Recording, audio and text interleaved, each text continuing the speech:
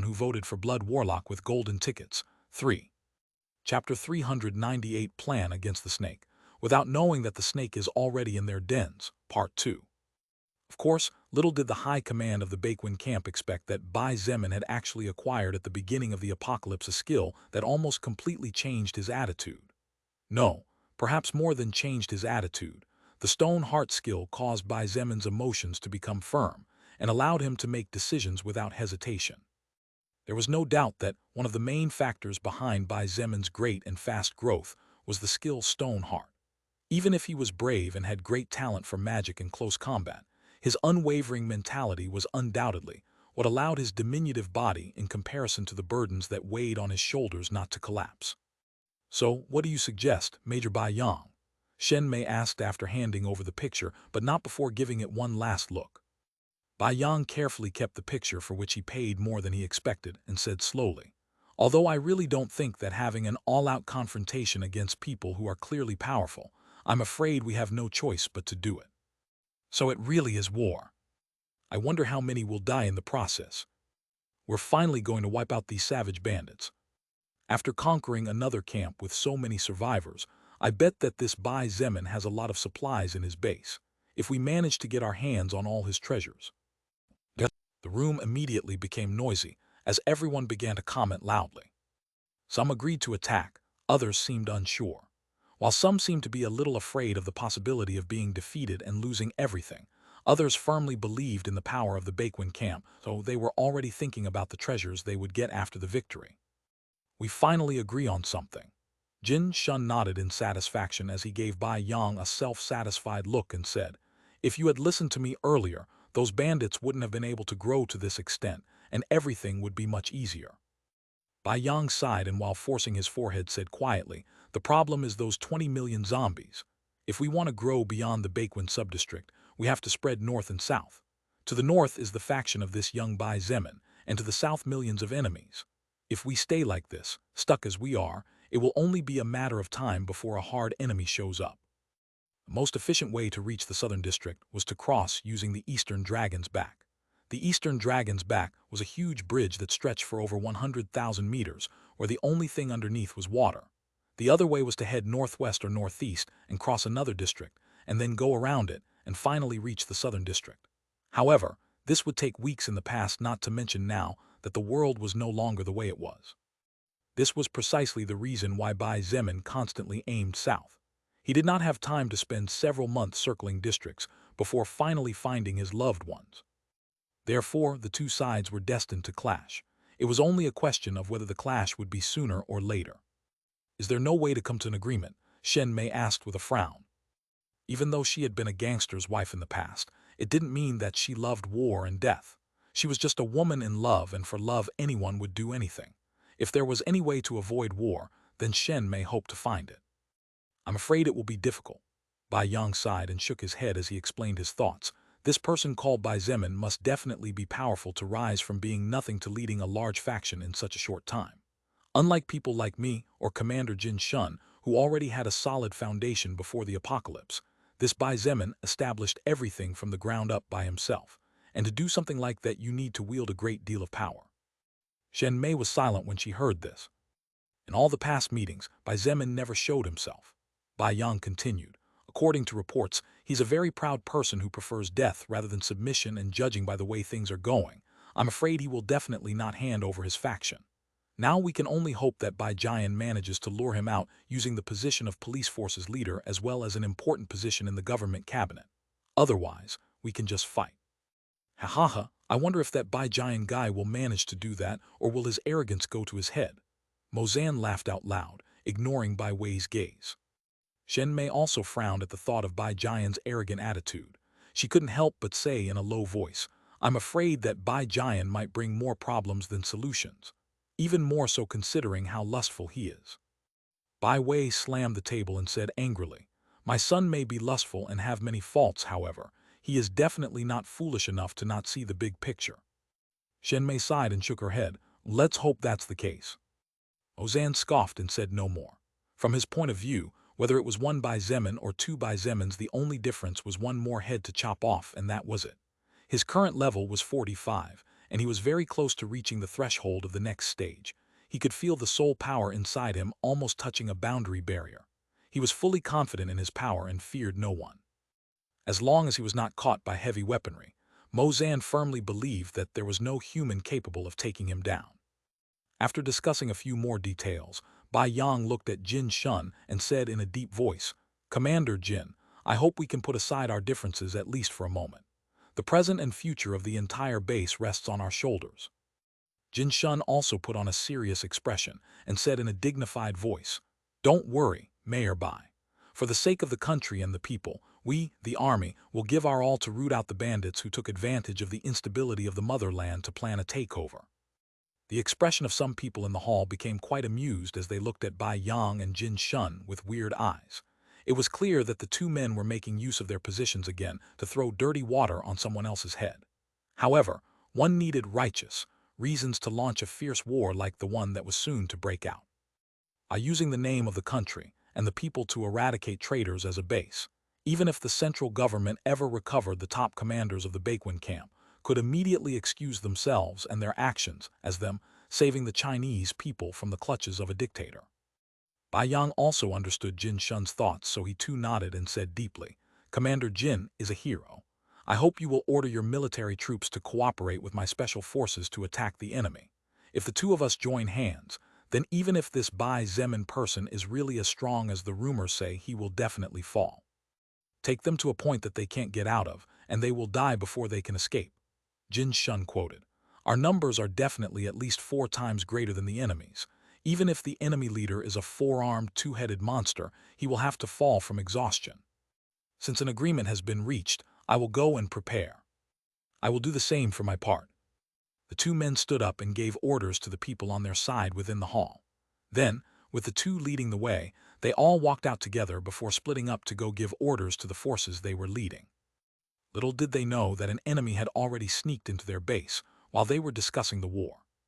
/////. Dressed in threadbare clothes and with several patches of dirt on his face, Fu Zufeng tousled his hair to make it look like a bird's nest of straw and mingled among the survivors who occasionally entered the base.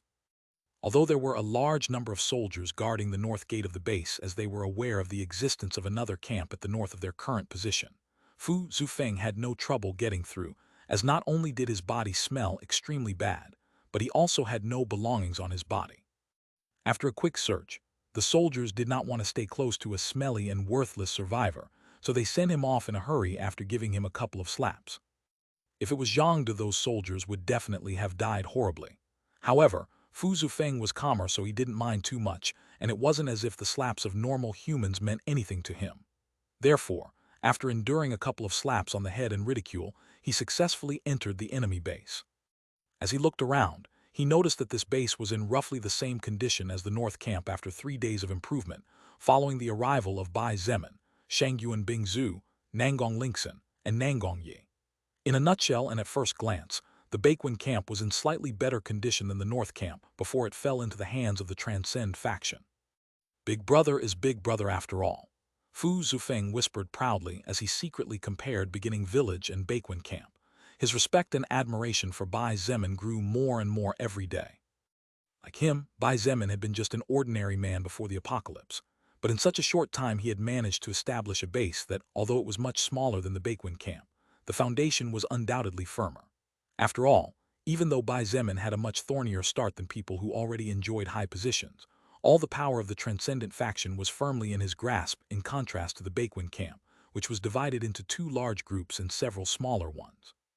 Because Fu Zufeng had nothing to do at the moment and could not simply sneak into the private areas of the base in broad daylight, he simply wandered around the base and pretended to be just another survivor. He heard several rumors of which he could not be sure, but he also got some information while wandering around the market. Apparently, the soldiers are more restless than usual. I wonder if they are preparing for the war. Fu Zufeng thought secretly as he watched people pass by from inside a dark and wet alley. This is the 10th group of soldiers I've seen pass by in 4 hours, and if add to that the other 10 police groups, I think it's safe to assume something big is going to happen. Fu Zufeng stood up as the sun went down and muttered, "I'd better get moving too. I have to hurry back to base to report this to the Big Brother." Making use of the night cloak, Fu Zufeng's active skill and visibility showed great effect in evading patrols. This, in conjunction with the active skill suppressed presence, made it extremely easy for him to leave the base and then sneak back in without having to go through so much trouble. It was just that when he re-entered the base, his clothing was no longer that of a dirt-covered survivor. He wore black leather armor, a dark metallic-colored dagger. He even wore a white bone mask on his face capable of protecting his head from smaller-caliber bullets. Quietly and unnoticed, Fu Zufeng charged into the deepest parts of the base. His first target was the military base of the enemy. Thank you very much to everyone who voted for Blood Warlock with golden tickets. 3. Chapter 399 Plan Against the Snake, Without Knowing That the Snake is Already in Their Dens, Part 3, Last. The night was cold to the point of being almost unbearable. Wind seemed to blow from all 4 main directions, and living in a district surrounded by forests definitely didn't help to overcome the cold temperatures.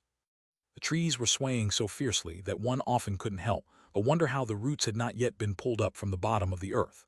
But in fact, were it not for the fact that the trees evolved to become monsters 2 to 10 times their former size, they would definitely have been sent flying on several occasions when the wind became especially wild. In the deepest part within the central area of the Baekwon camp was where those with power and prestige lived. The truly powerful were somewhat judged by how close to the center they lived, but no doubt they were all big shots with many contacts within the establishment. Some of these privileged survivors had formed their networks from before the apocalypse, while others managed to rise up in the midst of the chaos. Just like the proverb, whenever there is chaos, some will fall and some will rise. Regardless of this, the closer to the center, the greater the status and power one possessed within the base.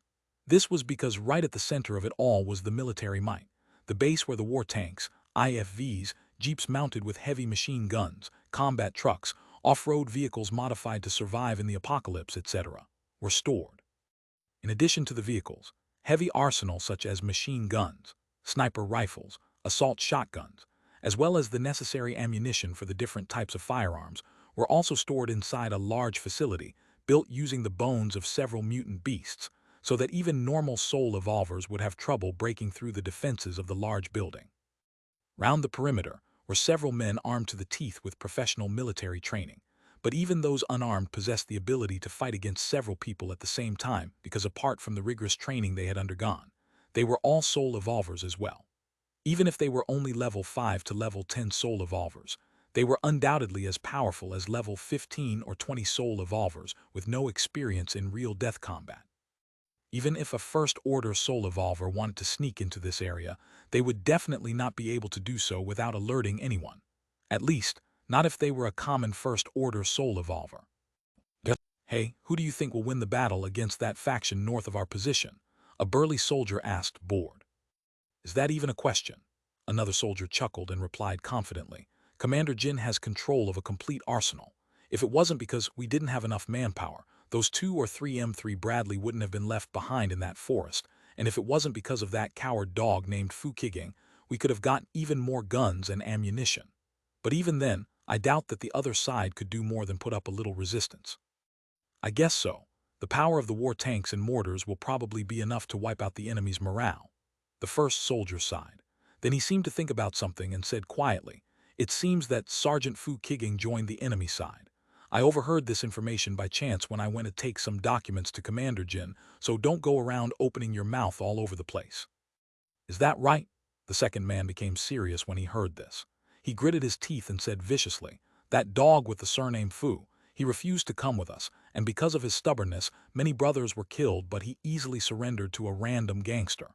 If he appears in front of me on the battlefield, I swear I will be the first to pull the trigger without hesitation." The two men continued chatting with each other as they patrolled the area, occasionally running into another group. No one really believed that anyone would be so bold as to sneak into the most secure area of the entire base, so although they were alert, they were actually quite relaxed. Unnoticed by anyone, a black-clad silhouette flickered through the soldiers at lightning speed. This silhouette was, of course, Fu Zufeng. After breaking through several defensive perimeters and taking almost 2 hours of time, he finally managed to get here. After arriving at the core of the base, Fu Zufeng did not immediately move in, and instead spent nearly 3 hours studying the enemy's movement pattern to adapt to their movements, and then tried to devise a charge plan.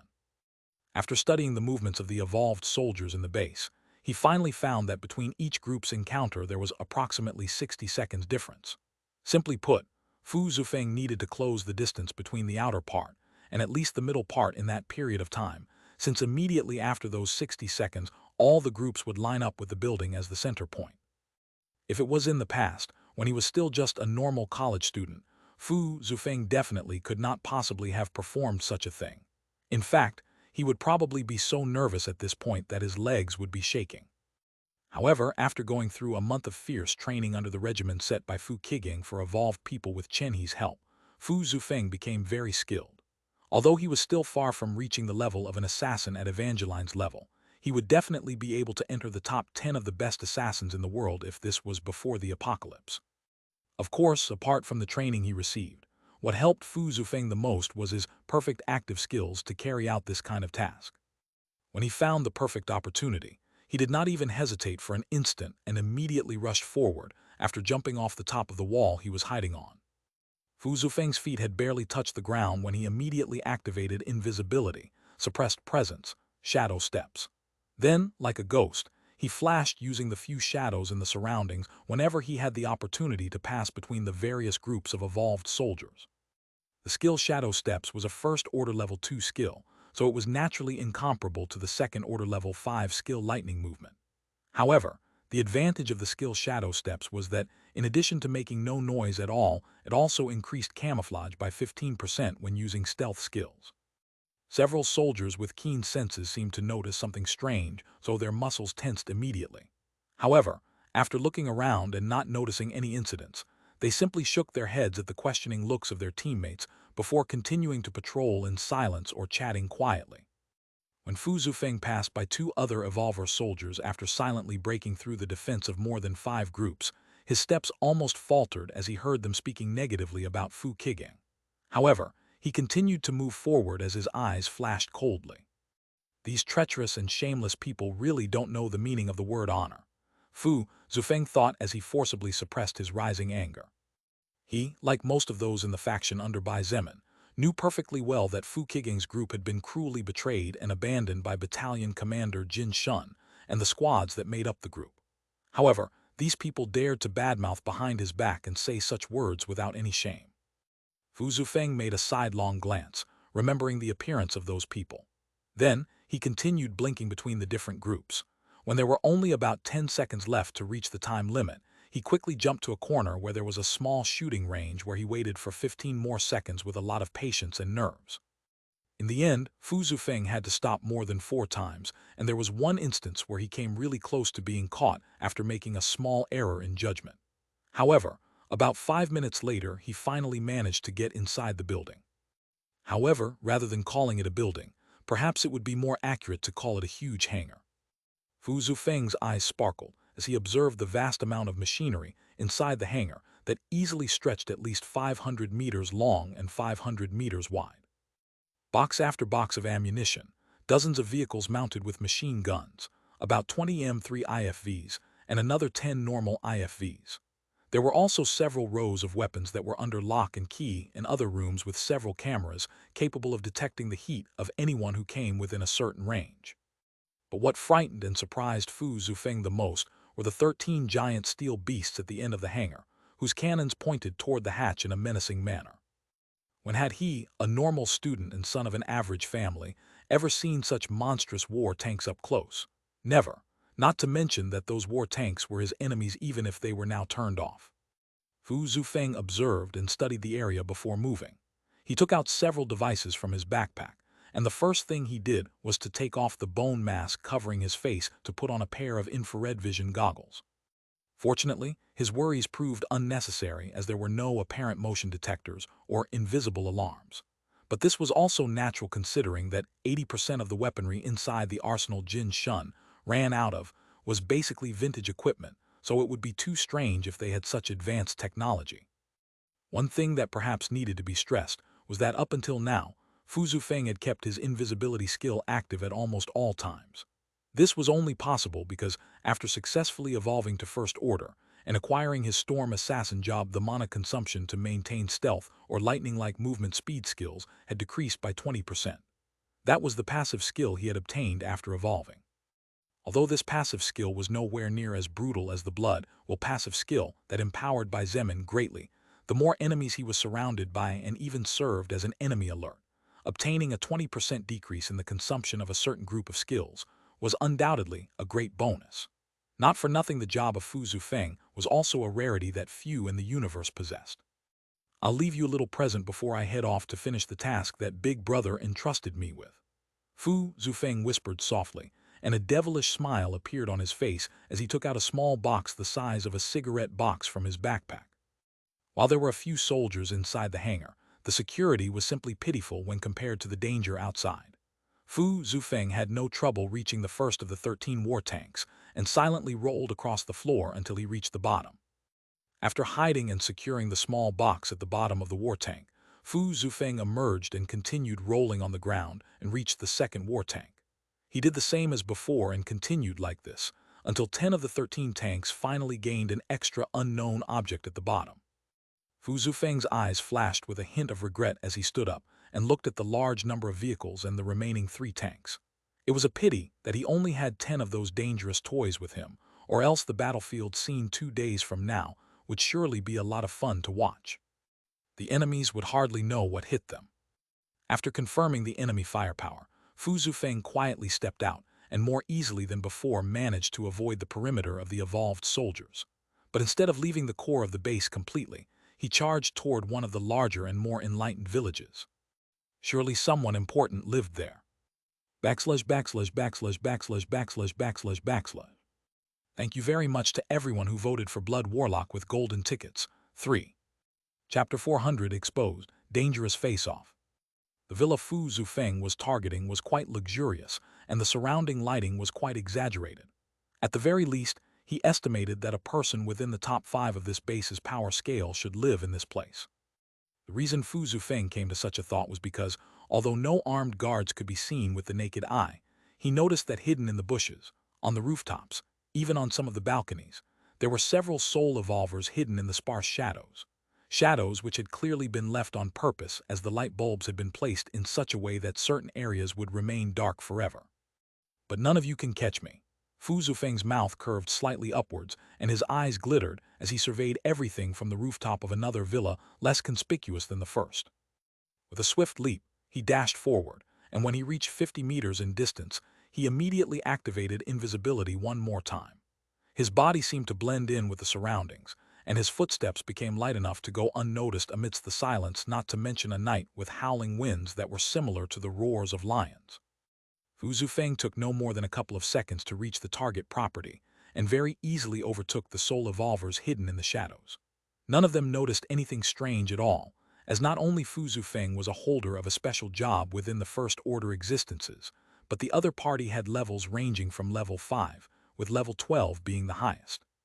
After circling the three-story villa several times, Fu Zufeng found a place to sneak through. Taking some distance, he jumped as far as he could while continuing to run in midair, and when his feet touched the wall he jumped a second time, this time reaching the roof of the villa. Without delay, he evaded the two female soul evolvers carrying sniper rifles and quietly slipped inside the building, using as an entrance a skylight that had probably been left open by the owner of the house to let the wind flow gently along with the starlight. When Fu Zufeng's feet touched the red carpet of the top-floor hallway, he seemed to sense something, so he immediately jumped into an open room and pulled out his dagger while leaning his back against the wall. "So you're telling me that Boss Lu's son slept with his friend's girlfriend?" "That's right. The rumor is spreading fast. It seems that young Master Chen was furious when he found out that his girlfriend put a green hat on him, so he threw her alive into the zombies, and now he's looking for young Master Lu but can't find him anywhere. Probably Chief Lu is hiding his son. As one of the police chiefs, Chief Lu's prestige is not inferior to Sir Chen at all, so it's unlikely that the matter will escalate any further. Who knows, but that girl sure doesn't know what's good for her, stabbing the back of the person who took care of her despite having nothing in the world. That's the way things work. I guess you're right." Fu Zufeng held his breath and closed his eyes as he tried to think about something else to calm his heartbeat to avoid being caught. However, realizing that the footsteps of the two people were of normal, unevolved human women, he relaxed a bit. Gossiping, Fu Zufeng could not help but want to hear more about the melodramatic drama, but in the end, he simply dashed off in the opposite direction from where the two women dressed as maids were heading. Because Fu Zufeng was unfamiliar with this villa, he had to tread carefully as he didn't know where each door would lead. If he ended up opening the door that led to the room of a powerful soul evolver present, then he might cause several problems, so he had no choice but to proceed carefully. After walking slowly and carefully along two corridors, Fu Zufeng judged that the third floor was probably occupied only by the master of the house, and the basis of this thought lay in the fact that so far he had just seen a few maids who were making sure that everything was in order before leaving without delay to the lower floor. While it was true that Bai Zemin liked having his bedroom on the highest floor of his villa, it could not be said that everyone liked it as well. Fu Zufeng himself was a clear example of this, as despite having his own villa no less luxurious than the one he was currently sneaking into, he preferred to stay on the middle floor. From the maidens who passed by and were gossiping among themselves, he learned that indeed the person who lived in this villa was one of the most high-ranking people in the Baikwin camp. Moreover, apparently, that person was a woman. Now feeling a lot calmer, Fu Zufeng began to search through the rooms one by one. He carefully opened the doors, and after taking a quick look through the small slit, he simply left everything as it was before and then moved to the next one. Even after checking more than 10 rooms, all Fu Zufeng found were empty rooms. There was literally nothing in them. Just when he wondered if the owner of the house had strange tastes and perhaps preferred to sleep on the floor instead of the comfort of a bed, he finally hit the jackpot. A room decorated in a slightly luxurious manner, but not to the degree Fu Zufeng expected, appeared before his eyes after opening the second door of the first corridor, next to the main staircase leading to the lower floors. The floor was carefully covered by a carpet made from the pelt of what appeared to be a purple panther. The curtains covering the large window were also silky purple, and even the bed covers were deep purple. Aside from an oversized bed, the room had only a dresser, a nightstand, and a desk with a wooden chair. Although the furnishings were sparse, Fu Zufeng estimated that the price of the curtains alone could make an average worker like his father cry tears of blood to pay in the past. After making sure no one was in, he quietly closed the door behind him and walked to the dresser. Damn it, Fu Zufeng blushed as he saw the sexy underwear of all kinds of colors in the top drawer. There were 3 rows filled with black, red, pink, white, navy blue, etc. colored bras. Another 3 rows filled with panties of all kinds of colors, but some of them were so small that Fu Zufeng couldn't help but wonder if that could even be considered a panty or not. And there were 3 other rows stuffed with carefully packed and unopened pantyhose. There were even several sexy lingers there. Damn it, he muttered again and had to bite his tongue hard to keep from being distracted by the beautiful sight in front of him. Although Fu Zufeng possessed enough status and power that a large number of ladies were willing to sleep with him into Bai Zemin's faction, some of them even beauties who in the past would not have even given him a glance,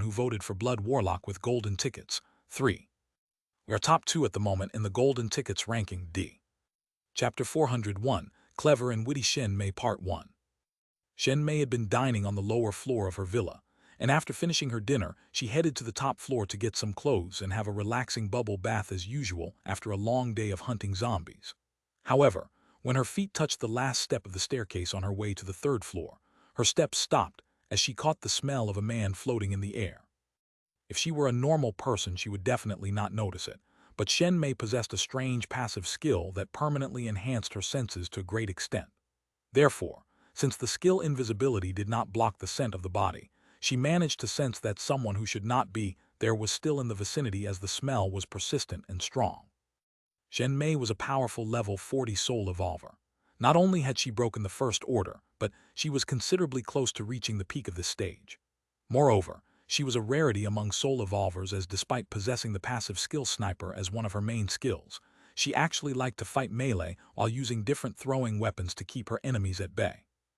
Basically, she could melee fight quite skillfully while being able to take down her enemies from a distance. While she was not a mage due to the fact that she, unfortunately, did not have much talent for magic and mana, Shen Mei was actually no less dangerous than a mage in certain aspects. Shen Mei skillfully extended her left hand to her waist and pulled out two 10-centimeter long needles from her belt. These needles were barely 2 millimeters thick and had been forged using bones from the bone marrow of a venomous creature called 100-foot giant of the First Order. The lingering poison in the needles had the ability to kill a soul evolver below level 10 in a matter of seconds, and for those below level 25, it was a dangerous weapon as it could slowly numb the nerves. She crept over and opened the door to her room slightly as she prepared to throw one of the two needles. However, she was surprised when she sensed that the other party's soul power actually belonged to a first-order existence. Shen Mei was even more surprised when she realized that the other party still did not seem to have noticed her presence. Even if she was quite agile, a first-order existence would usually have sensed her, since each and every one of them were talented people to be able to reach that stage in less than 2 months. Unless... A thought flashed in Shen Mei's mind.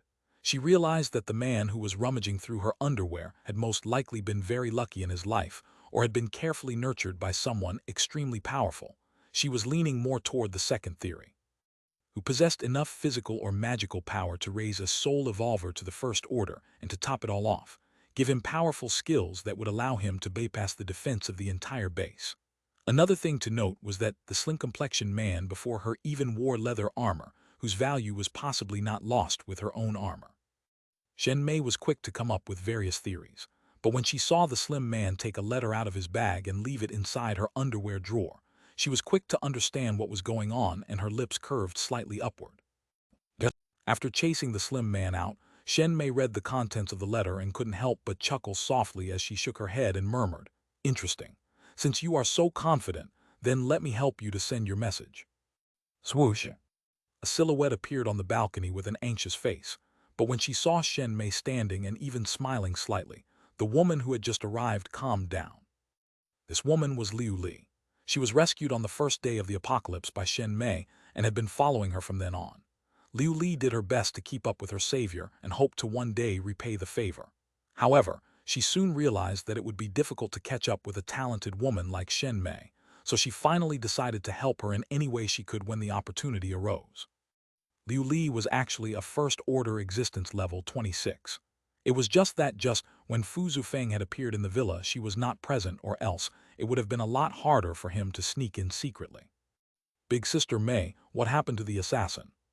"Assassin?" Shen Mei repeated at a loss. Soon, however, she understood the other party's thoughts and shook her head while chuckling. "You are wrong, Liu Li. That man who slipped in was not an assassin, just a messenger." "A messenger?" The woman named Liu Li looked at her with wide eyes. "A messenger," Shen Mei remarked and handed the letter to Liu Li as she looked at the moon plastered high in the sky. Liu Li took the letter and read it silently. When she finally finished, she couldn't help but say aloud, "Is this person out of his mind?" The letter in her hands basically stated that a large-scale attack would be launched against the Baikwin camp in the next 48 hours at the most, and the other party even took the trouble to politely ask them to prepare everything they had so as not to disappoint him. Wasn't this arrogance a bit too high? Liu Li really did not understand the enemy leader's thoughts. However, Shen Mei shook her head and calmly said, "You are wrong again, Liu Li. This young man named Bai Zemin is probably confident of his victory based on something. After all, a crazy mad person or an arrogant idiot couldn't come up with a plan like this." Liu Li thought deeply, but in the end all she saw was an ignorant and arrogant young man. Therefore, she shook her head and said in embarrassment, "Liu Li is foolish and doesn't understand. Big Sister Mei, would you mind explaining to me?" Shen Mei lightly touched the stamping of a red giant sword on the lower right side at the bottom of the letter and slowly said, "If I am not wrong, this Bai Zemin wants to use the Baikwin camp and its defenses to train his manpower." Liu Li's pupils trembled, and a shiver ran down her spine as she realized what Shen Mei was talking about. "Even though you are now a level 26 first-order existence, you lack experience in a death combat against intelligent beings like humans.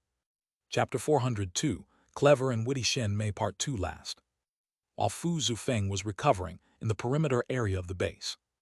After arriving at Bai Yang's villa, Shen Mei was stopped by some armed soul evolvers at the entrance. "Miss Shen, please wait a moment. I will inform Sir Mayor about your presence," said a middle-aged man with a respectful expression. "Hurry up, it's urgent." Shen Mei nodded and made her voice sound slightly hurried on purpose. The middle-aged man, who was actually the housekeeper as well as one of the people Bai Yang trusted the most, easily noticed the slight discomfort in Shen Mei's voice.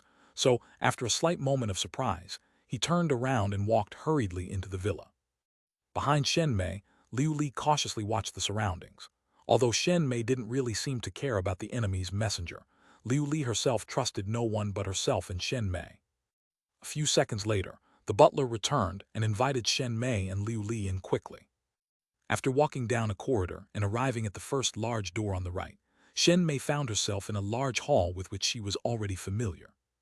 Sitting on a couch that looked like it was made of mutant tiger fur, Bai Yang was casually reading a book while enjoying a cup of hot tea. On the small mahogany wooden table, there were several small dishes with some desserts of different tastes, and on both sides of the room there was a pretty maiden standing waiting with respectful expressions for his next order.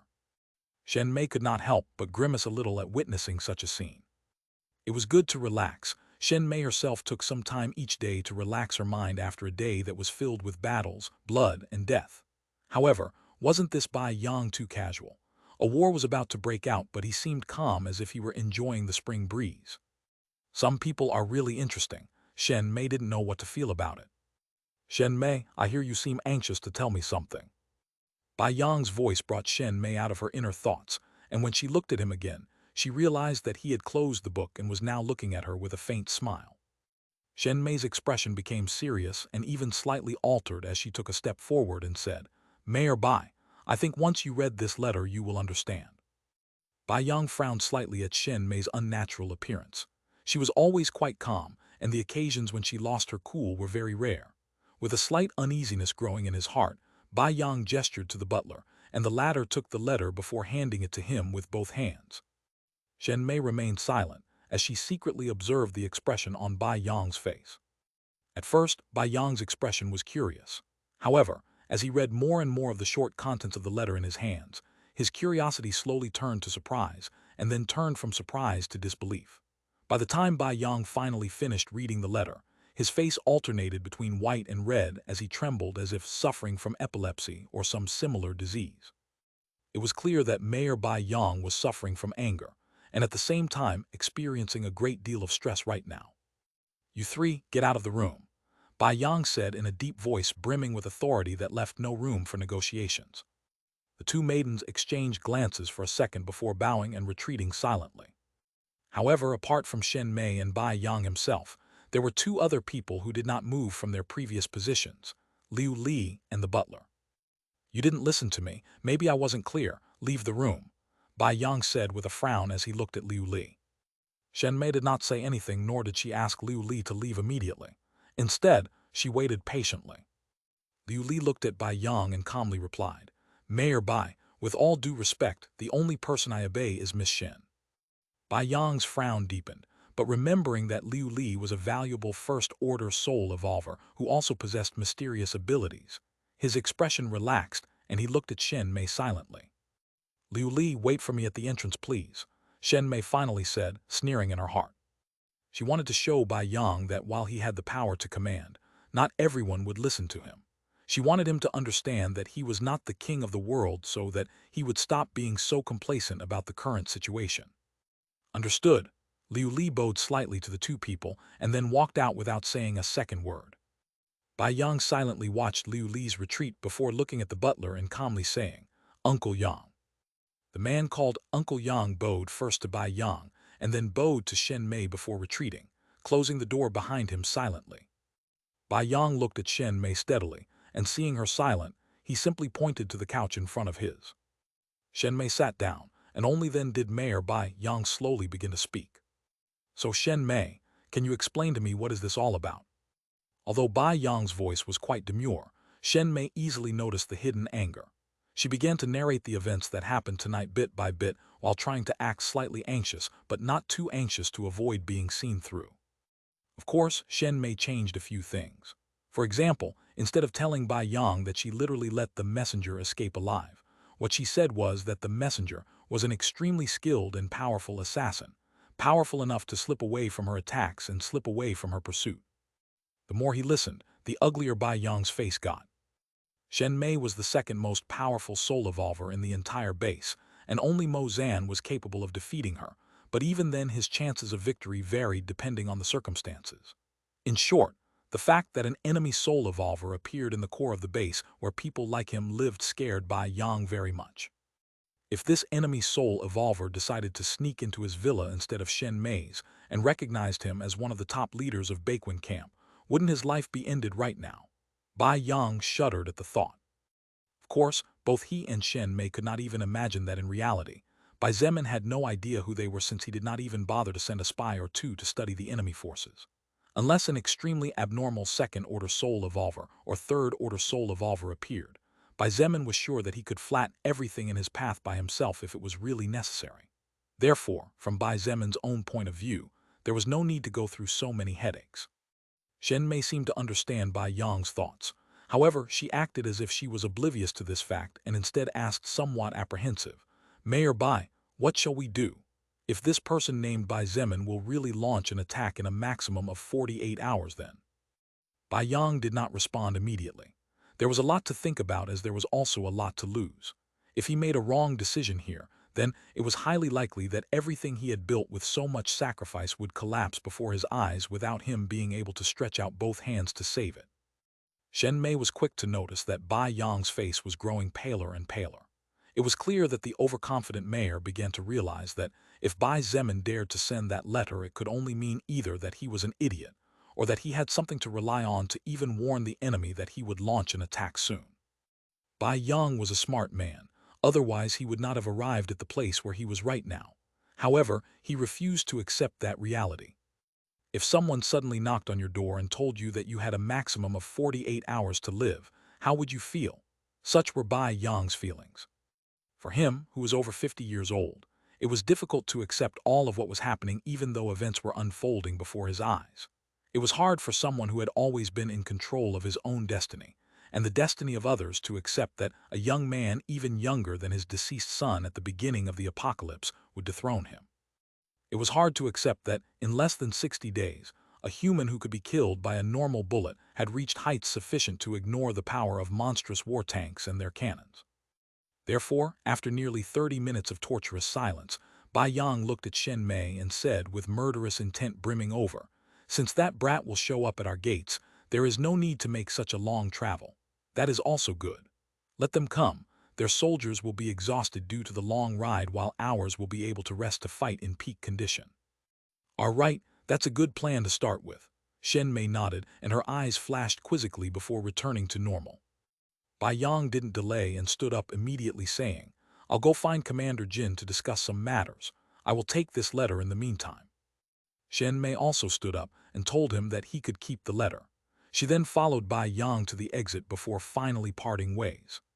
Shen Mei watched casually as Bai Yang climbed into a modified vehicle, capable of withstanding the assault of mid-caliber bullets, along with the escort of several heavily armed men, and some soul evolvers before departing in the direction of the villa, where military commander Jin Shun resided. "Big Sister Mei." Liu Li approached her after leaving the vicinity of Bai Yang's villa. "What's the matter, Liu Li?" Shen Mei asked in a casual voice. The nerves and anxiety previously displayed while discussing what happened with Mayor Bai Yang was nowhere to be seen.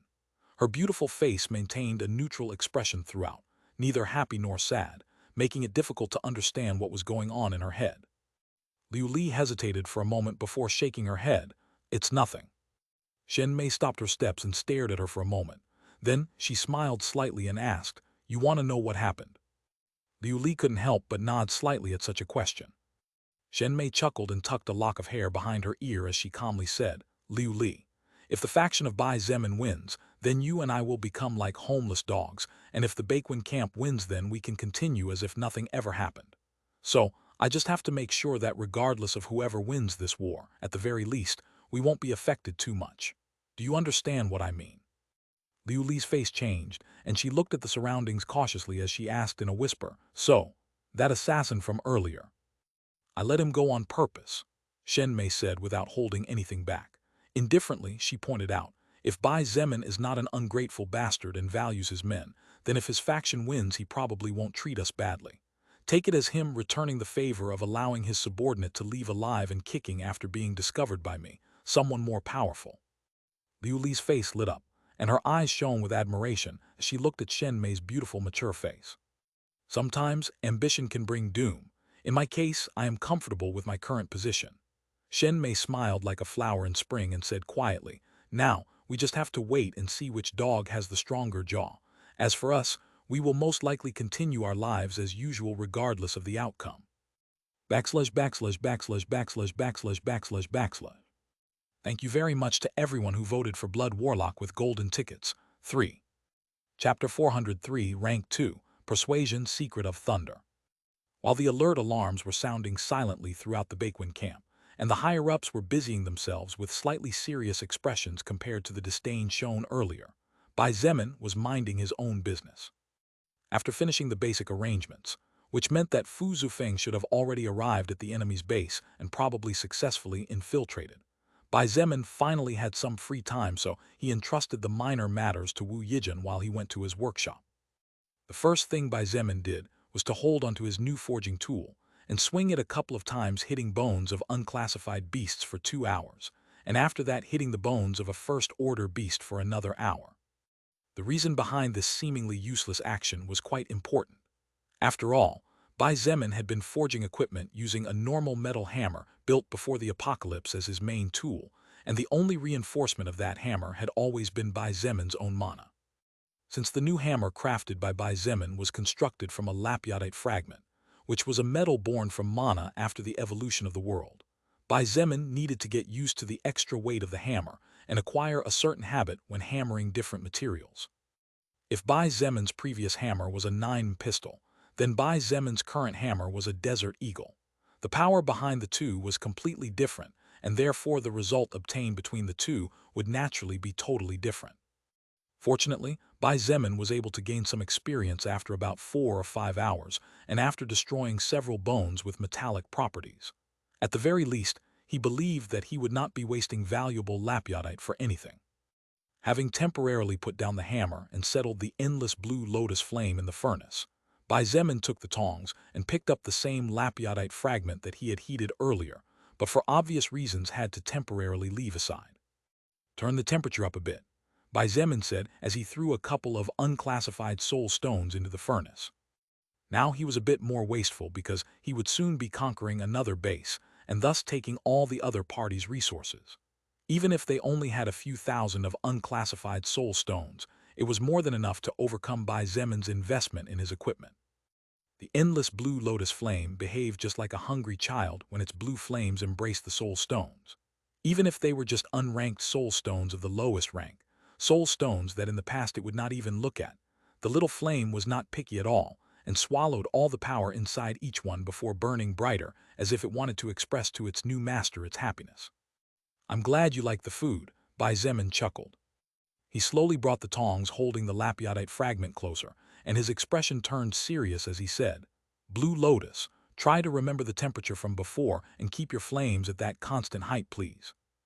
The small blue flame immediately lightened the power of its fire and focused on a single point immediately. Bai Zemin easily found the point on which the small flame was focusing, as while the surroundings were light blue, the focus point was deep blue, almost bordering on black in a certain spot. Lapyadite fragment immediately began to heat up as soon as it came in contact with the flames. Although the records of the endless blue lotus flame did not specify what kind of flame it was, and Bai Zemin did not know how to differentiate between the power of the fire, he estimated that at the very least it should be a second-order flame, and was highly probable that the power of the small blue flame in front of him had already reached third order in its highest condition. It didn't take more than a couple of minutes for the lapyadite fragment to turn fiery red, and Bai Zemin also noticed how the metal of his tongs began to waver a bit. Had it not been for the fact that he had surrounded the tongs with several layers of his mana, it would definitely have melted in an instant. Reinforcing the mana around the tongs, Bai Zemin brought the lapyadite fragment to the working anvil, and with a fierce swing of his right arm, the newly created hammer finally struck real metal for the first time. 1, 2, 3. The sound of metal clanging against metal echoed inside the room. A room that instead of being filled with all sorts of shelves, with scary-looking blood bottles, now looked from a certain point of view more scary with a lot of processed leather, properly maintained ligaments, a large pot of oil waiting to be heated, and many other stuff. The lapidite fragment did not take too long to mold into the shape Bai Zemin was looking for thanks to the hammer in his hands. The sound of pounding along with the faint crackling of lightning formed a symphony quite fitting for the weapon that nearly an hour later was created under Bai Zemin's careful control and constant hammering. Having proper tools really does make the desired result be achieved with half the effort needed. Bai Zemin sighed as he submerged both weapons in cold water and watched as the steam slowly rose. While it was two objects that Bai Zemin had forged so they could be considered separate weapons, from his own personal point of view, the two objects were one and the same. After finishing the cooling process, Bai Zemin took both objects to the worktable and placed both hands on top of them to read the etched records. Persuasion. One-handed weapon. Rank 1. Physical attack power, 700. Magical attack power, 200. It has a certain probability of slowing the enemy's movements. Durability, 3000/3000. Description. A pair of double gloves created in the same way by an adept blacksmith who advances steadily and constantly. Their peculiar shape guarantees the suffering of everything that is hit. They are still incomplete due to the lack of something crucial. Gloves were weapons that could be used for melee combat, but were usually ignored as warriors usually preferred to use swords, maces, spears, daggers, etc. However, for people who were used to fighting with their fists, combat gauntlets were undoubtedly the weapon of choice, because although they lacked sharpness, they more than made up for it when it came to impacting the enemy's body. Of course, Bai Zemin had not given up on using a greatsword. The reason why he forged this pair of gloves was because his entire body was a weapon thanks to his passive skill Special Forces soldier. The power of a greatsword was something Bai Zemin had already experienced firsthand. A single swing of a heavy weapon like the blazing scale greatsword could cause everything in its path to be crushed, not to mention a greatsword forged from precious rank 2 metal. Therefore, he decided to forge two different weapons. One of those weapons would basically be the pair of gloves before him. This weapon would be intended for fighting weaker enemies. After all, using the power of a nuclear bomb to kill an ant was pretty far-fetched. At the very least, Bai Zemin wanted to use a grenade to wipe out ants, overkill but at least at lower levels. With each fist equipped with a gauntlet, Bai Zemin's physical attack power would increase by 700 points immediately per hand. Considering that his previously broken greatsword had 750 points of physical attack power, the power of the gauntlets was undeniable. However, it was clear that in reality, the greatsword was more powerful not only because of those extra 50 points, but the difference in weight was also abysmal. As for the second weapon, it would naturally be a greatsword, Bai Zemin's main weapon. Bai Zemin looked at the two gloves in front of him and frowned. Something is missing, but what is it?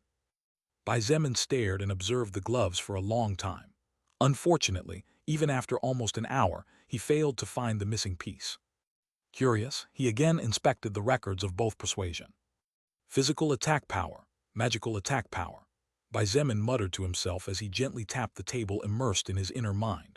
As if an imaginary lamp lit up above his head, suddenly all his movements sank and he repeated, magical attack power. I see. Bai Zemin clapped his hands and took out a soul stone from his bag. Since these gloves are a pair and possess two varieties of attack, it's also possible to turn them into magical equipment. To test whether his theory was on track or not, Bai Zemin immediately set to work. The first thing he did was to make a hole in the top of both gloves. This was a difficult task as because the metal had already taken the shape of gauntlets, there was a possibility of melting slightly when overheated. Fortunately, Bai Zemin proved to be quite skilled with the constant support of the small blue flame, and after a bit of effort managed to make two sizable holes in the top of both gauntlets using his dagger. He then cooled the burning metal again by dipping both gloves in cold water, and after observing the registers of both pieces of equipment, he noticed that the durability had dropped a bit, which was normal considering that some of the metal had been removed. Now let's do this. Bai Zemin took out two first-order soul stones and carefully embedded them into the holes he had made previously. Magical forging was something Bai Zemin was still not used to, even though it was also part of blacksmithing itself. Even if his skill blacksmithing had already reached the first order, he still had a long way to go, and there was a lot of information to obtain before he could consider himself a decent blacksmith.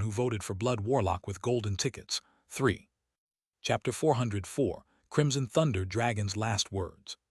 It was approximately 9 a.m. the next day when Bai Zemin finally finished his main weapon. His expression was serious, while his breathing was slightly agitated after so many hours of continuous work, coupled with the excitement of having seen the records of the greatsword before him, caused the normally calm Bai Zemin, who only lost his cool at extravagant treasures at the level of the small blue flame still burning mischievously in the furnace, to not know how to react. The greatsword before him had been crafted using the precious rank 2 metal called lapyotite as its main material. However, instead of being completely black, the blade of the greatsword was scarlet, just like the previous greatsword he had forged in the past. This was because Bai Zemin had melted the bones of the second-order goblin named Jeminder and then poured over the hot metal. When both materials cooled, not only had the blade turned completely scarlet, but even the previously purple lightning had now turned bright red. The bright red lightning flashes were like little children playing hide-and-seek, since most of the time they were hidden inside the blade of the weapon. However, when they surfaced to show themselves to the world, the magical power was high to the point where the surroundings trembled slightly as proof that the current world had difficulty resisting the full power of the greatsword. Aside from several lapyotite fragments, the bones of Jeminder, the scales used to create the greatsword, had been melted back together and integrated as a cover for the blade. In addition, Bai Zemin had added 2 large fangs of the infernal scaled dragon to the tip of the blade, which gave the weapon a significantly more dangerous appearance than before. At a length of 1.7 meters, the new greatsword was considerably similar in shape to Bai Zemin's blazing scale greatsword before he decided to melt it. The most noticeable difference would be that just below the hilt there was a hole waiting to be filled by something. "Now all that's missing is this, a beautiful jewel," Bai Zemin exclaimed as he pulled out a soul stone. But this wasn't just any soul stone, it was a second-order soul stone. Bai Zemin only had 2 of these priceless second-order soul stones, and he treated both of them as national treasures. Under normal circumstances, he would definitely not dare, nor would he be willing to use them. However, the weapon before him warranted such an investment. The greatsword before Bai Zemin weighed so much that the ground had cracked, and when he tried to lift it earlier, he realized that even with his current strength, he could only wield the weapon for a maximum of 30 minutes before his stamina was completely drained. That's how heavy it was. He estimated the overall weight of the weapon to be approximately 6 or 7 tons, which was a tremendous increase compared to the greatsword he used before. This sharp increase in weight was due to the fact that not only did Bai Zemin use more materials, but by using several lapiotite fragments, the weight of the weapon increased dramatically as these metals added their own weight x2 with the Earth's gravity as the focus for each fragment used. He had put all his heart and care into creating the weapon before him. Therefore, since he had already come this far and only lacked one more object to complete the creation, he was willing to take the risk involved in what he was about to do. With great care on the level of care that a person would treat a small newborn baby, Bai Zemin gently pushed Jeminder's soul stone and placed it into the hole between the hilt and the blade. This was the most valuable soul stone in Bai Zemin's possession, even more valuable than the soul stone of the archaic bear second order, since Jeminder was of a far higher level than the archaic bear, and thus the soul stone was far more valuable despite belonging to the same rank.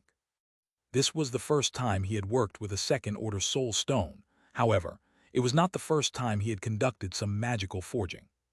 Bai Zemin felt the soul stone begin to glow, and he immediately used every ounce of his mana and every drop of his magic, surrounding that bright light. The energy contained within a second-order soul stone was immeasurable and unmatchable in comparison to an unclassified or first-order soul stone.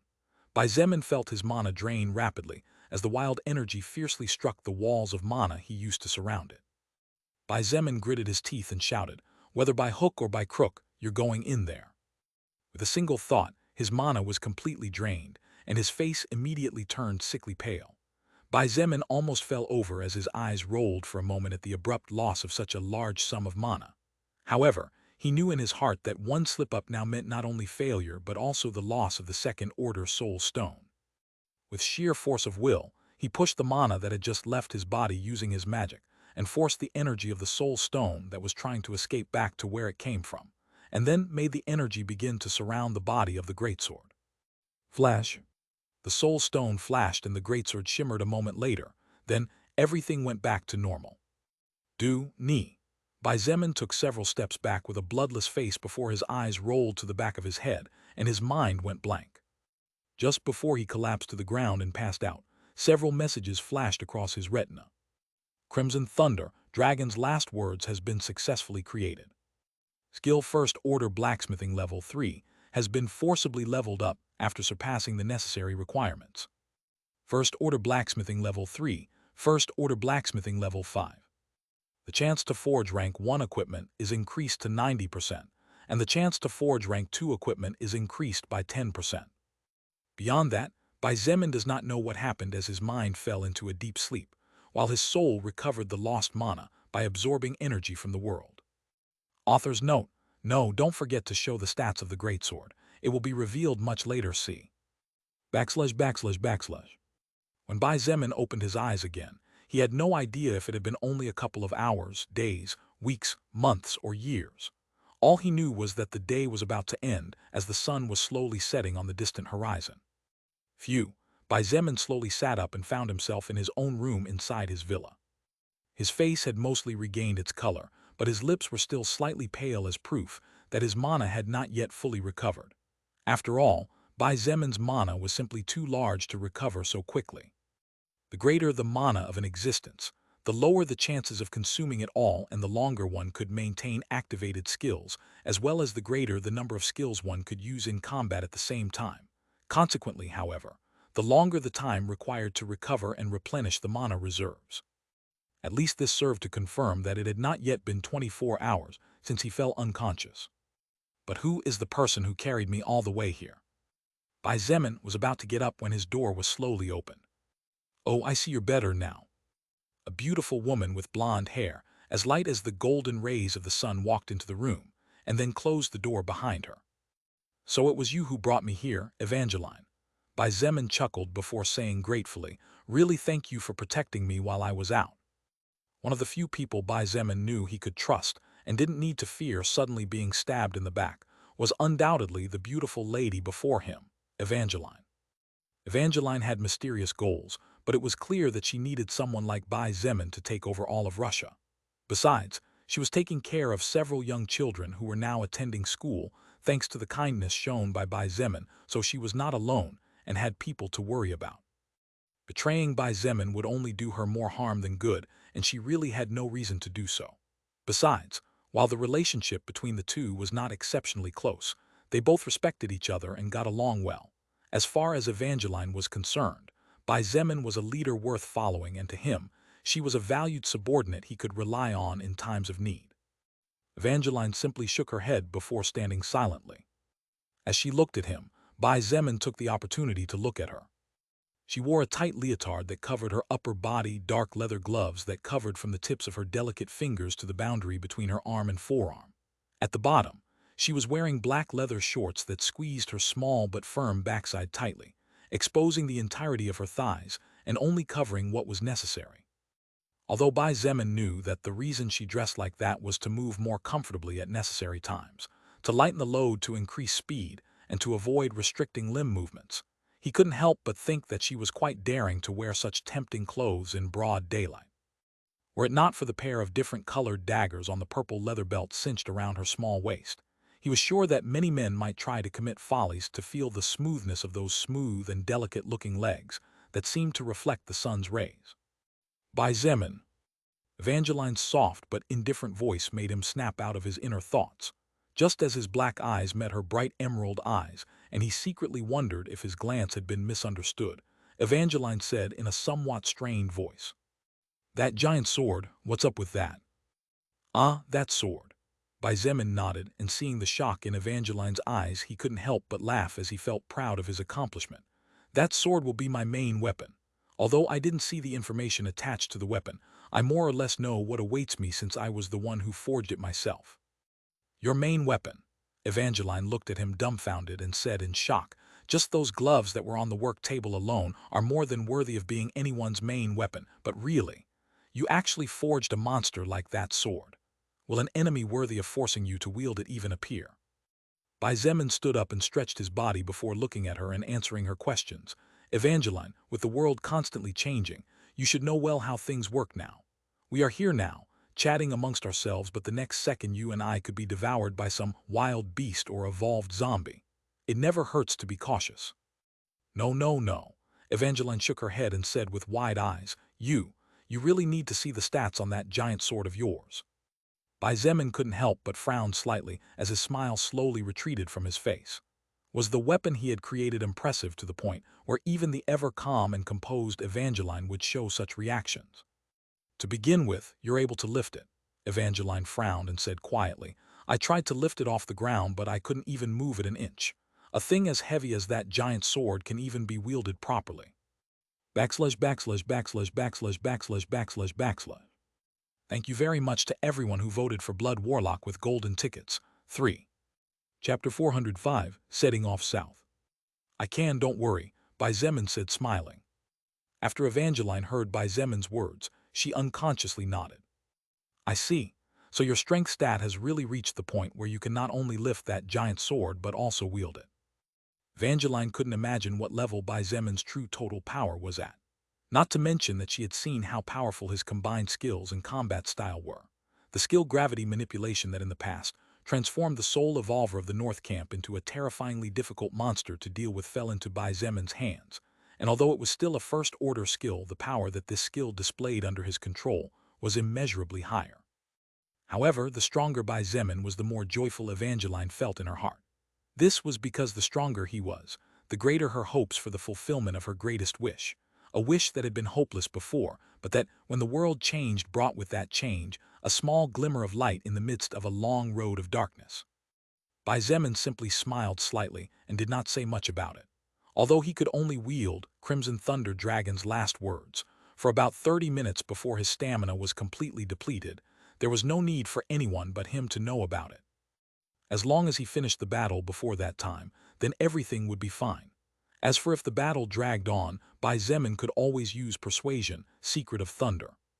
The power of Crimson Thunder Dragon's last words would only see the light of day in short, deadly battles where Bai Zemin really had no choice but to unleash his full strength. As long as no enemy capable of forcing him into a corner appears, the monster would stay under seal. Backslash backslash backslash. The next day, the first thing Bai Zemin did as soon as he woke up was to put on all his equipment. Armor, gloves, boots, cloak, dagger, etc. As for the treasures that came from the soul record such as rings, bracelets, pendants, etc., Bai Zemin slept with them always since it was not necessary to unequip them at all. When he left his villa under the encouraging, surprised, and respectful eyes of his maidens, a large group of people was waiting for him. Shangyuan Bingzhu, Wu Yijun, Chen He, Zhangde, Kai Jingyi, Kang Lan, Evangeline, Nangong Yi, Nangong Lingxin, Zhao Ming, Lu Yan, and many others. There were approximately 30 people present, and all of them were the most powerful soul evolvers in the entire Transcendent faction. Even those soul evolvers, who did not belong to the Blood Spear Legion by default, and were part of one of the other two great legions, were present. The eyes of several of the ladies present sparkled at the sight of Bai Zemin in his battle armor, completely ready for combat. It had to be mentioned that the present him was truly charming. Not only was he extremely handsome, but his earnest expression coupled with his warrior's attire made him especially attractive to any woman. In Bai Zemin's faction, there were many powerful women, and it was an undeniable fact that many of them were even more powerful than most men. Therefore, anyone who dared to say that women were a weak gender would definitely be in for a surprise for underestimating these fierce tigresses. However, it was true that women were instinctively attracted to strong men. For example, before the world changed, a successful and beautiful woman would definitely not look at a no-good man. However, a successful and handsome man would definitely not ignore a beautiful woman, even if she didn't have much to give besides her looks. Women were by nature primarily looking for men who were in a better position than they were to form mates. Men, on the other hand, were less picky in that respect. Bai Zemin was handsome, powerful. The wealth of an entire faction was in his hands. He was the top leader of a large armed and evolved army as well as the very founder of the Transcendent faction whose goal was to reign supreme. Therefore, he was undoubtedly the hottest and brightest flame of all in the eyes of women. Shangyuan Bingzhu took a step forward and her eyes flashed in an odd manner as she calmly said, "Ready to go." Bai Zemin was about to nod when he suddenly remembered something and instead said, "Wait a second." Swoosh. His body swayed and disappeared like a ghost. Shangyuan Bingzhu barely saw a glimpse of the direction in which he went running. What puzzled her was that he was clearly heading toward the workshop. But before she could think too much, the ground began to shake slightly. The movement was so subtle that a normal person might not have noticed it at all. The next instant, Bai Zemin appeared once again before everyone's eyes carrying a sword almost as tall as he was. He was clutching the hilt with his right hand while resting the dull blade on his shoulder pads. At the sight of the giant sword that caused even the atmosphere to shudder slightly every time lightning flashed over the weapon, releasing a terrifying magical pressure, the expression of the vast majority changed, and many of them even took a step back unconsciously. Somehow they felt as if a wild beast was peering at them from the shadows waiting to devour them. As she looked at Bai Zemin standing in front of her, Shangyuan Bingzhu sighed in her heart. At this moment, he had a faint smile on his handsome face, and his usually cold eyes were sparkling with joy. His charm was different from usual, but neither she nor anyone else could deny that he looked really awesome. Of course, little did they know that Bai Zemin's joy stemmed from the fact that now, he finally understood the reason why Evangeline was so surprised yesterday while talking about the giant sword. "I told you, that thing is a monster." Evangeline took a step forward and looked at the sword in his hands. Her mouth couldn't help but twitch a couple of times as she said, "You better not use it. At the very least, you can't use gravity manipulation to strike as you did before to kill that first-order earthworm." Bai Zemin nodded with a slightly serious expression on his face. He really did not dare to use gravity manipulation while throwing Crimson Thunder Dragon's last words from great heights. The result could be catastrophic beyond description. He was secretly shocked because he really didn't expect to be able to forge such a terrifying monster. While it was true that the goblin leader Gemender's second-order soul stone had helped a lot, the result was far beyond what Bai Zemin had estimated at first. Shangyuan Bingzhu finally snapped out of her initial surprise and remarked, "That sword of yours, how much does it even weigh?" Bai Zemin smiled bitterly and shook his head. "I will reduce its size with infinite reduction to make its weight fall by 50%. Even so, this thing will still weigh more than an automobile. Even with the weight reduced by half, that sword will weigh more than a car." They all looked at each other in dismay before forcing wry smiles. This leader of theirs was a little too crazy, wasn't he?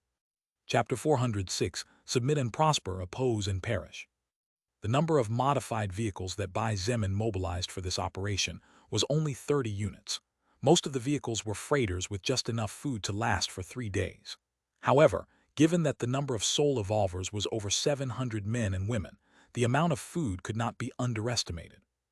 The soul evolvers possessed more powerful bodies, and contrary to what was expected or depicted in the cultivation novels, the more powerful the body was, the more energy it consumed to maintain itself, and therefore the more food they needed to consume to keep up. The only way to counteract this was to consume meat or derivatives of high-level creatures. For example, first-order mutant beast meat possessed enough nutrients that even people at the level of Bai Zemin and Shangyuan Bingzu could eat like normal humans and not have to eat like pigs. Bai Zemin hoped that this matter would be settled in the higher stages, or otherwise it might present some problems. Since the road had been cleared of all obstacles and repaired in the worst parts, the speed at which the vehicles could move forward was quite good. It was just that after being modified and replacing the outer casing of fiberglass, plastic, or iron with parts from the bodies of various high-defense mutant beasts, the speed plummeted as the power the engines needed to do was a lot more. However, even so, the vehicles could still move at 60–70 kilometers per hour. While not excellent, since on a clear road like this, a vehicle should be moving at 110–120 kilometers per hour with no problem, it was not bad. Since most of the vehicles were carrying food or weaponry needed for the incoming war, the largest number of soul evolvers advanced on foot. Not all of them had the ability to run at 60 kilometers per hour, but those were the slowest. Almost all the soul evolvers possessed at least 60 points of agility, as they had not only invested some stat points, but had also consumed a lot of food that increased their stats naturally. Occasionally, a zombie would appear walking along the roadside, emerging from the woods like a lost lamb. However, when the zombies stopped to look in the direction of the sound, they didn't even make it 2 steps before their heads were severed or their brains crushed by ranged attacks. After the zombies were killed, a soul evolver would rush forward to check that there were no soul stones inside the heads, and then return to join the advance caravan again. Standing at the front of the caravan of vehicles, Bai Zemin calmly walked forward while observing the surroundings with an indifferent gaze. Occasionally, the mutated beasts in the forests on both sides of the road roared, but when Bai Zemin released his soul power in warning, none of the creatures of first order or higher came out. As for the unclassified mutant beasts, they were all immediately torn apart and then thrown into the trucks before the drive resumed. Despite advancing at over 60 kilometers per hour, Bai Zemin seemed to be taking a walk in the park. His steps were like those of a walking person rather than a running one, yet his body blinked from time to time, appearing as if by magic at a distance sufficient not to block the path of the vehicles advancing behind him. Swoosh, swoosh, swoosh. Several silhouettes flashed, and in an instant they arrived next to Bai Zemin, keeping up with his speed. "What do you feel as you look at this?" Shangyuan Bingzu, who had positioned herself to his right, asked.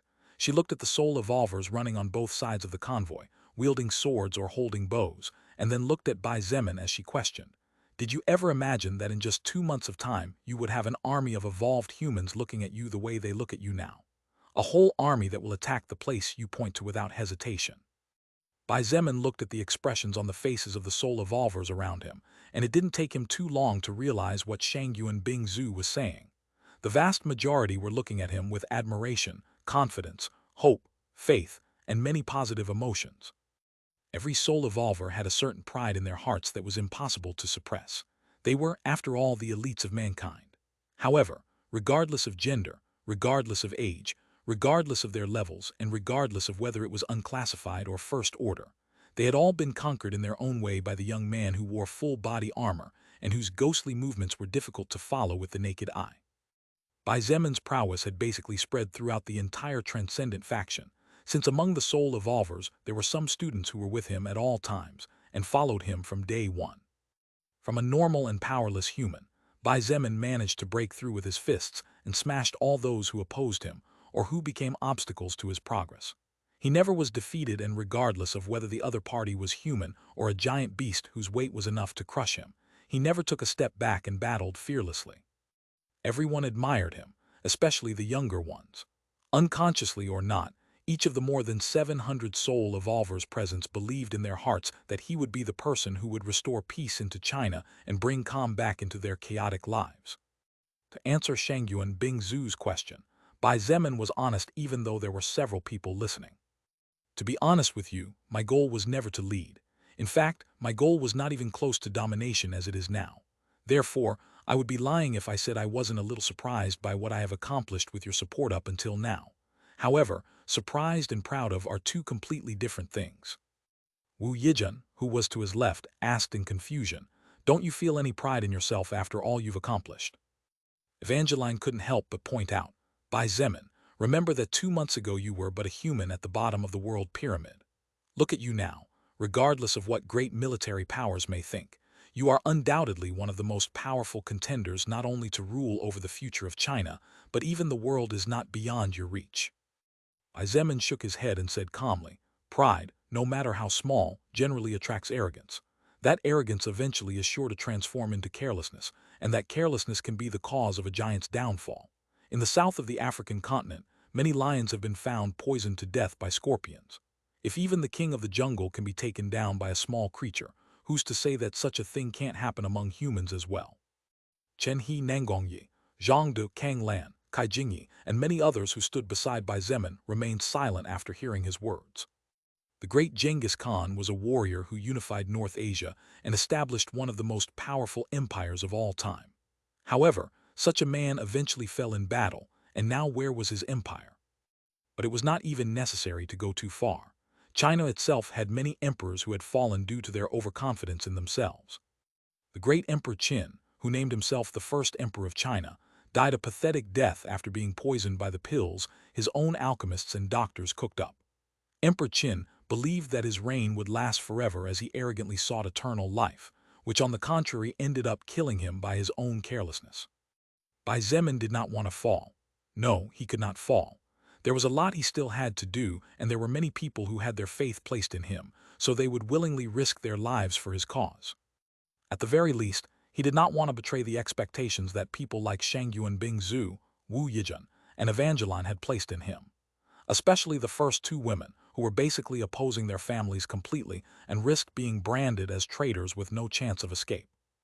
"Our journey has just begun," Bai Zemin said indifferently. His eyes flashed coldly as he said aloud, "The North Camp was the first to fall and the Baekwin Camp will be the second to fall. No matter what they do, they will not be able to avoid it. But these two camps are just the beginning of it all.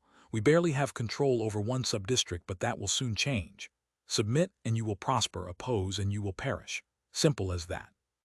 In short, what Bai Zemin was saying in a way was that, regardless of whether there were hundreds of soul evolvers present or not, the end result would still be the same, and that if his allies were not his allies and were his enemies, they would simply perish. Bai Zemin's words might seem arrogant to the ears of many, and consequently, he seemed to be contradicting himself. However, for some reason, everyone present felt that his words were more of a statute than words. It was as if everything were set in stone. Many should feel slightly upset at being treated as dispensable existences. However, surprisingly, none of them got angry. Shangyuan Bingzu and the others observed the reactions of the rest. They were surprised to see that, instead of anger, everyone's eyes shone more brightly than before. It seemed that it took only a little push for everyone to become fanatics of a new religion. It was only then that Shangyuan Bingzu, Wu Yijun, Chen He, Nangong Lingxin, Evangeline Nangongyi, Zhang De, and the rest understood the reason why Bai Zemin said those words. The more self-confidence he showed, the higher everyone's morale would be, and the higher the level of faith he showed in himself, the higher the level of faith others would have in him. Wu Yijun smiled sweetly and said quietly, "As expected of you." Bai Zemin smiled faintly and did not comment much on the matter. Even if no one said anything, it was impossible for the soul evolvers following him not to feel nervous. After all, what was about to be fought in less than 48 hours was the first large-scale war between humans, the first major war between soul evolvers and heavily armed soldiers. The large group stopped occasionally, approximately every 4 hours. Bai Zemin allowed his troops to replenish their strength while preparing freshly grilled meat and vegetables. In addition, a large pot of white rice was also placed in the center that was making everyone drool. The delicious aroma spread quickly, so some of the mutant beasts were attracted and caused some minor problems. However, no soul evolvers were harmed, let alone killed. On the contrary, the strength of Bai Zemin's group grew rapidly for every extra beast or zombie that fell. Approximately 15 hours later, Bai Zemin ordered everyone to stop and start setting up the camp where they would spend the night. After all, even though they had stopped 3 times to rest, it was impossible to recover the lost stamina completely unless they had a good night's sleep. Just as everyone was setting up the military tents where they were going to spend the night, the sound of a motorcycle getting closer and closer rang out in the middle of the silent night. Chen He narrowed his eyes to adjust to the night and pulled out a beautiful long blue bow from his back. Then, he simply grasped the air, and magically a blue string made of energy appeared. But that was not all, as a second later, A blue arrow created with magic and mana appeared between Chen He's fingers waiting to be shot at once. Backslash backslash backslash backslash backslash backslash backslash. Thank you very much to everyone who voted for Blood Warlock with golden tickets. 3. Chapter 407, Enemy Heavy Artillery Forces. Just as Chen He seemed to be about to prepare to shoot, Bai Zemin reached out his hand and touched his shoulder, which caused the archer's movements to stop unconsciously. Wait a moment, Bai Zemin said without looking at him and focusing his attention on the sound getting closer and closer. It's probably Fu Zufeng who finished the task I entrusted him with. To be honest, Bai Zemin wasn't quite sure what had happened. According to his estimation, Fu Zufeng should already be at least more than halfway past in the direction of the base. However, the Blood Spear Legion was only half a day away from the Baekwon camp, so it was really strange. Bai Zemin gestured, and the Soul Evolvers immediately took cover as they prepared to fight. Only people who were confident of surviving through practically everything was left standing by his side. However, none of those present were really worried. They were simply being cautious because of Bai Zemin's order, or else it was unlikely that the sound of an approaching motorcycle would cause much of a stir. This was just Bai Zemin being cautious by nature. Nothing more, nothing less. Fortunately, all concern was unnecessary, as even in the middle of the night, and despite carrying the headlight off to avoid attracting any creature more than the sound of the engine already did, a Soul Evolver with the active skill Luminous Vision said loudly, "Your Majesty, the motorcycle driver is the leader of the 2nd Brigade of our Blood Spear Legion." Bai Zemin waved his hand at the same time as he nodded, and with that gesture, everyone immediately relaxed and went back to busying themselves with the half-finished meal. The person in the position of the leader of the 2nd Brigade of the Blood Spear Legion was none other than Fu Zufeng himself. Soon, the motorcycle approached as it was traveling at a speed of over 100 km/h, and Fu Zufeng, who was being cautious from the moment he noticed the large crowd of people blocking the road, could also relax when he identified the people at the front of the group. Legion Leader Bai. Fu Zufeng immediately bowed to Bai Zemin after getting off the motorcycle he was riding on. Bai Zemin waved his hand gently to indicate to him that it was not necessary to stand on ceremony and said with a slight frown, "Did something happen in the middle of the road? As we had planned, you should have met up with the Blood Spear Legion at least 6 hours ago. In fact, something strange happened and I would like to report it." Fu Zufeng nodded with a slightly serious expression and then looked at the surroundings cautiously. Bai Zemin's eyes glinted slightly as he saw the caution of one of his most trusted subordinates, and as if realizing something he turned around and walked towards the forest as he said without looking back, "Bing Zhu, you are left in charge meanwhile. Fu Zufeng, you come with me." Shangyu and Bing Zhu simply nodded. There wasn't much to do at the moment other than to be slightly on guard in case any beasts or zombies appeared, while those with the cooking skill prepared dinner. As for Fu Zufeng, he simply gave a quick wave to the rest and then hurriedly followed Bai Zemin. The two of them disappeared beyond the tall bushes, getting lost amidst the thick grass and giant trees. Backslash backslash backslash. "So what's going on?" asked Bai Zemin with a slight smile. "Big brother Bai, I almost got killed back there." Fu Zufeng sighed as he sat on the trunk of a tree toppled by some unknown creature. Now that it was just him and Bai Zemin present, Fu Zufeng finally called out to him in the same intimate way as always. It was just that, when there were people present, it was better to keep a bit of distance to avoid misunderstandings, as it might not only damage Bai Zemin's own image, but Fu Zufeng would begin to be seen as someone who got his position and personal possessions due to his friendship with the higher leader, rather than through his own efforts. While it was true that Fu Zufeng's position and achievements were directly connected to Bai Zemin and their close relationship, as well as the trust he had in the slender young man, the reality was that, from a certain point of view, Fu Zufeng had earned it thanks to his courage as well as the demonstration of being someone trustworthy. "What happened? Explain everything to me with details included," Bai Zemin said in a serious voice as his eyes flashed with slight murderous intent. To him, Fu Zufeng was a man he could trust in most of cases. While he was not particularly powerful, Bai Zemin was 95% sure that he would not betray him, and to Bai Zemin loyalty was too valuable in this world where people's lives were worth less than a piece of fresh meat. What Bai Zemin needed were people loyal to him, and therefore, when he heard that one of his trusted warriors was about to be killed, he naturally got upset. Fu Zufeng sighed and slowly began to narrate everything from the beginning.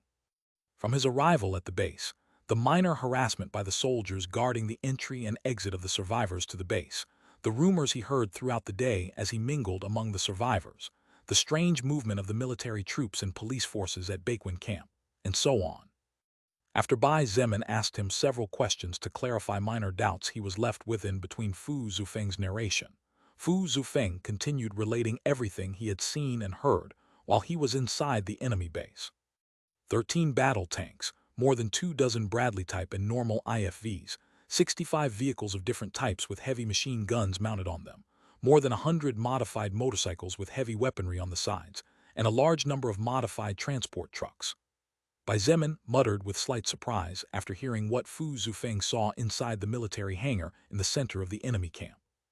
The number of military vehicles possessed by the other side exceeded Bai Zemin's speculations. Moreover, as he heard from Fu Zufeng himself, things were not that simple at all.